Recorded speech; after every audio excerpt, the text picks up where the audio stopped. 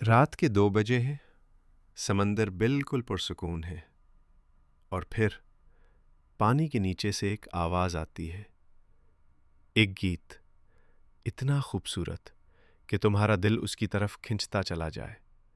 لیکن مسئلہ یہ ہے، یہ گیت محبت کا نہیں، موت کا ہے۔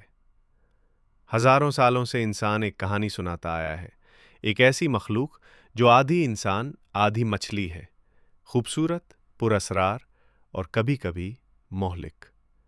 انہیں کہتے ہیں مرمیڈز۔ لیکن سوال یہ ہے، کیا یہ صرف کہانیاں ہیں، یا پھر سمندر کے اندھیروں میں کچھ ایسا ہے جو ہم دیکھ نہیں پائے؟ چلو ڈوبتے ہیں۔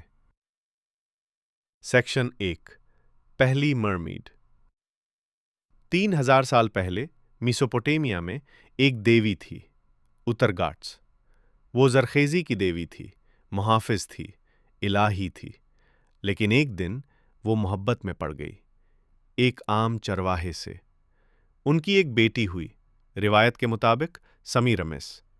لیکن الہی اور فانی کا پیار کبھی سادہ نہیں ہوتا۔ ایک المناک لمحے میں اترگاٹس نے اپنے محبوب کو مار دیا۔ شرمندگی، گناہ، درد۔ وہ ایک جھیل میں کود گئی، مرنے کے لیے۔ لیکن پانی نے اسے ختم نہیں کیا، اس نے اسے بدل دیا۔ اوپر سے خوبصورت عورت، نیچے سے مچھلی، تاریخ کی پہلی ریکارڈ شدہ مرمیڈ۔ لیکن یہ صرف کہانی نہیں تھی، لوگ اس کی عبادت کرتے تھے۔ مچھلی کھانا منع تھا۔ کیوں؟ کیا انہوں نے کچھ دیکھا تھا؟ بابل میں ایک اور مخلوق تھی، اوانیس، آدھا انسان آدھی مچھلی۔ دن میں سمندر سے نکل کر انسانوں کو علم دیتا تھا۔ کیا یہ تخیل تھا، یا قدیم لوگوں نے کچھ حقیقت میں دیکھا تھا؟ سیکشن 2، ہار کلچر کی مرمیڈ۔ عجیب بات یہ ہے، دنیا کے ہر کونے میں ایک جیسی کہانی کیوں ملتی ہے؟ گریس، دی سائرنز۔ یونانی اساطیر میں سائرنز تھیں۔ ان کا گیت ملاحوں کو دیوانہ بنا دیتا تھا۔ اوڈیسیس نے اپنے ساتھیوں کے کان بند کروائے اور خود کو مستول سے بندھوا لیا۔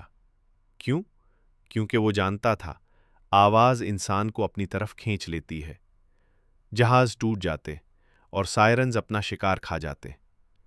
Scott land, سیلکیز۔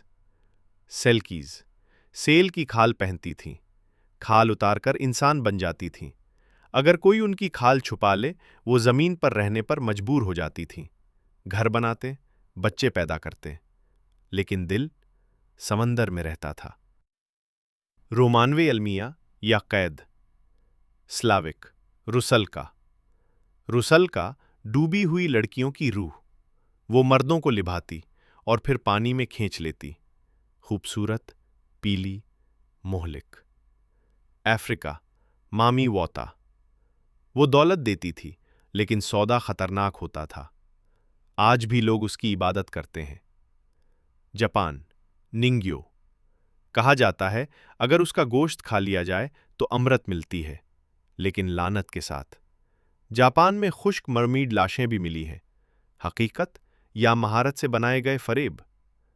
ہر تہذیب میں ایک بات مشترک ہے، مرمیڈ انسان اور سمندر کے درمیان کی لکیر ہے، ہماری خواہش اور ہمارا خوف۔ Section 3، sightings and hoaxes. 1493، Christopher Columbus. اس نے اپنی ڈائری میں لکھا، میں نے 3 مرمیڈز دیکھیں، لیکن وہ اتنی خوبصورت نہیں تھیں۔